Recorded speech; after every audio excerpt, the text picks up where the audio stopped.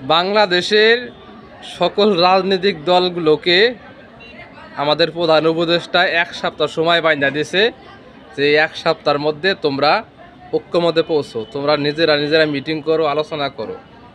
কিন্তু কথা হলো এই 1 সপ্তাহের মধ্যে প্রায় 50-58টা দল এই সবাই একমতে পৌঁছতে পারবে তো?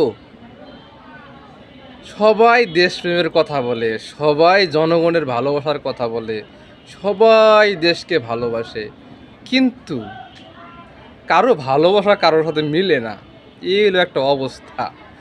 তো আমি মনে করি 1 সপ্তাহ কেন, এদেরকে যদি 100 বছর সময় দেওয়া হয় তারপরেও আমার মনে হচ্ছে একমতে পৌঁছতে পারবে না।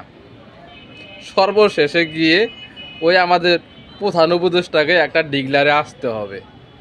তো 1 সপ্তাহ সময় যাক, দেখি, অপেক্ষা করি রাজনৈতিক দলেরা কি খেলা খেলে, কি সিদ্ধান্তে আসে। অনেক কিছু তো আমরা দেখার বাকি, আমরা অনেক কিছু দেখব, অনেক কিছু শিখব।